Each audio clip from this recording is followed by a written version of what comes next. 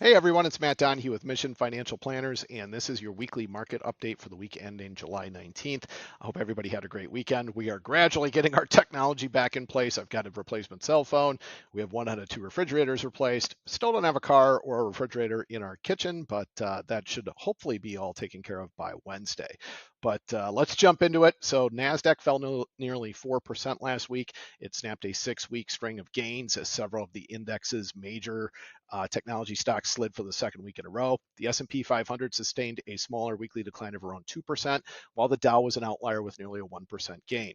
For the second week in a row, U.S. small cap stock benchmark outperformed by a wide margin, posting a 1.7% total return, while its large cap counterpart fell 1.8%.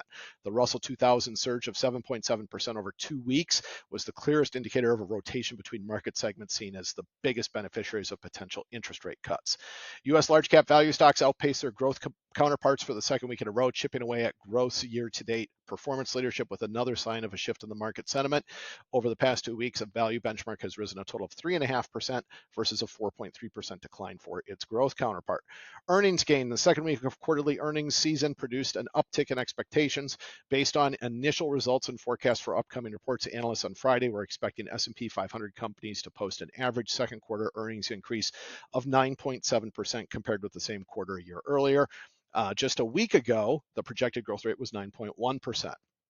Bumpier ride coming up. A week of choppy trading led to an index that tracks investors' expectations of short-term stock market volatility to rise to the highest level in nearly 3 months. The CBOE Volatility Index climbs 32% for its highest level since April 22nd.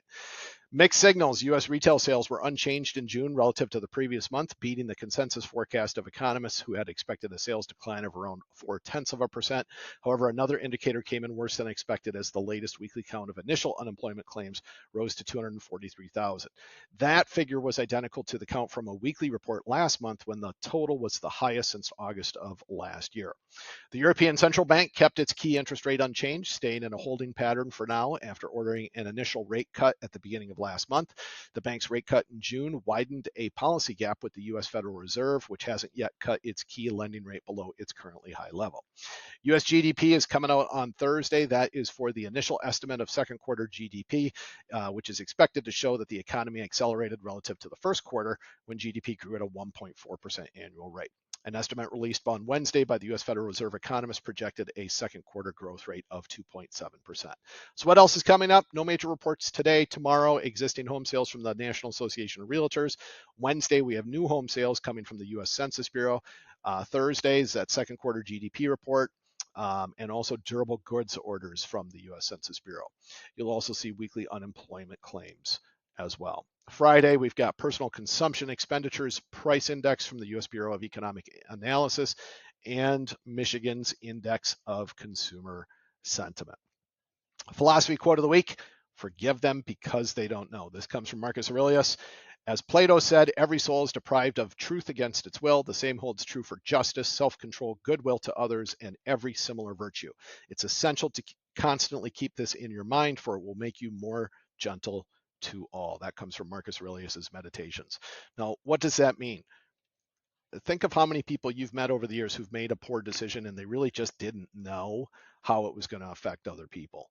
Or maybe they didn't really understand what the outcome of their actions could be. Did they intend to hurt anyone? Did they intend to do the wrong thing? Most likely not. And we have to keep that in mind. A little bit of humility, a little bit of grace, especially in difficult situations, can go a long way. And people who know me well know that is something that I have always struggled with. So that one is a little rings a little bit close to home for me. Some of the tax tips. So speaking of being gentle and kind, tax benefits of adoption. This week we'll talk about some of the benefits of taking advantage of the adoption credit opportunity. That's a tax credit. It's taken in the year the child is awarded to you by the courts as your adopted child and the adoption is final. Sometimes you pay for the adoption in an earlier year, but you get the tax credit when the adoption is realized or when the adoption is finalized. So here are some points to consider. All expenses used to adopt a child are given as a tax credit for up to the limit on the U.S. tax tables. The tax credit is non-refundable, which means you won't get a check. It just reduces your taxes. You are not required to keep receipts for the actual adoption expenses. Each dollar of the tax credit might be equivalent to up to $3 of tax deductions because a tax credit reduces your tax directly. The impact depends on your tax bracket, of course, higher bracket, higher impact. The credits phase out when your household income exceeds certain IRS limits. Check with your tax professional for those limits. Employers can also pay for adoption expenses and receive a tax credit of the same amount as individuals. Self-employed, hey, claim a tax credit through your C Corp, but if you're an S Corp owner, you're going to claim that credit on your personal return. For 2020 and later, you can distribute up to $10,000 penalty-free per parent from retirement accounts to help fund an adoption. This is part of the SECURE Act that allows parents to take money from retirement accounts to help pay for adopting a child. Special needs children qualify for bigger tax credits. Make sure you understand the scope of special needs. Abused children can qualify as special needs. So interesting stuff there.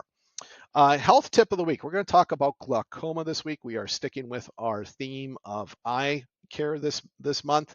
So common types of glaucoma, there's something called open angle, there's acute angle, there's normal tension, and then there is also pigmentary glaucoma.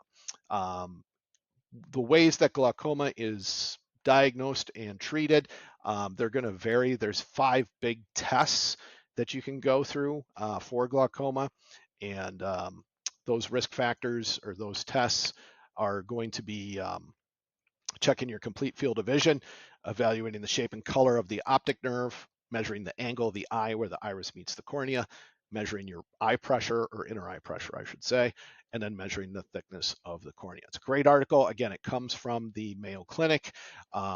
Feel free to check it out. We also wrote this out on our website as well. So thanks again, everyone, for checking in. I hope you all are having a great summer. You know, the kids are done with ballet camp. So now they're home full time until school starts up again here in a couple weeks. So it'll be interesting. Hopefully next week I'll also have a better technology update for you guys. But otherwise, have a great rest of your week. We'll see you soon.